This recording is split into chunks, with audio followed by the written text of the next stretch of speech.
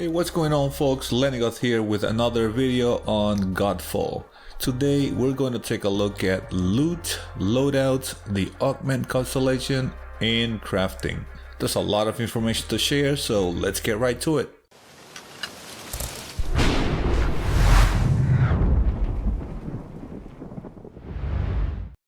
Godfall is going to use a rarity system like in many other RPGs. We'll have white for common, green for uncommon, blue for rare, purple for epic, and orange for legendary.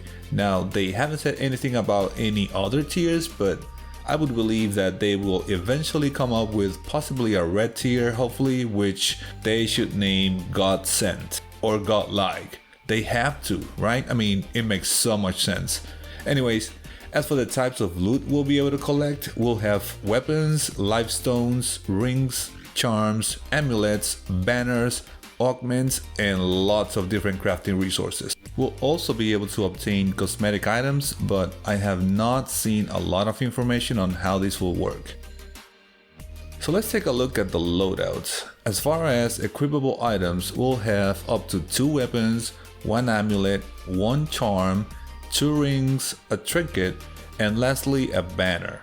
Now, what else can we learn here? Well, here we see the Aegis Horn Valor Plate, and we can see that it has a set of core attributes: red for might, blue for spirit, and green for vitality. Aside from that, we see we have 2 types of DPS, primary and secondary. I'm not sure if these correlate to the 2 different weapons equipped, but that might be the case. We then have the max HP, and I'm sure that this will increase as our level increases. We then see several combat bonuses, and lastly we see the ailment chances, and we see all the different types of ailments we can induce to enemies. There's bleed, ignite, chill, shock, poison, and curse. All of these stats are tweaked based on the loadout, which also include the augments, but more on that later. So if we take a look at the Mesa Valor Plate, we see all of the attributes change. But based on looking just at the core attributes, it seems Valor Plates have a preset amount for core attributes, but that, along with everything else, can be enhanced through the loadout. From this screen, you'll be able to move on to the augments, which is clearly something that's also part of your loadout. Probably a critical element to your loadout. So let's take a look at some screenshots for that.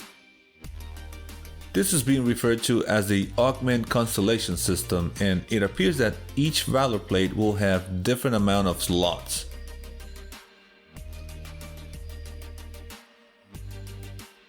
The slots have colored symbols which represent the kind of augment you can equip there. The ones with the white symbol look like they can accept any augment. To equip augments, you need to spend power. It looks like each Valor Plate will have 100 power total. And as you add augments, this power requirement increases to a point where you might not be able to equip that nifty legendary augment you just got, and will probably have to mess around a bit with the augments to comply with the power requirement. And here you can clearly see that each augment seems to boost one of your core attributes. So augments have the same tier system as all your other gear. You know, they can be uncommon, rare, epic, or legendary. But the color of the augment's graphic seems to indicate what attribute it's going to boost. So if it's a blue, it will probably boost your spirit. If it's red, it will boost your might. And if it's green, it will boost your vitality.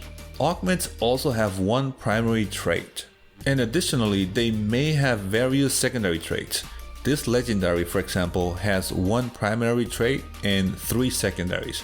But if we look at this uncommon augment, we see that it just has the 1 primary trait. And now onto the crafting. For crafting, it looks like we won't actually be able to craft items per se, but we'll be able to upgrade and enchant our gear.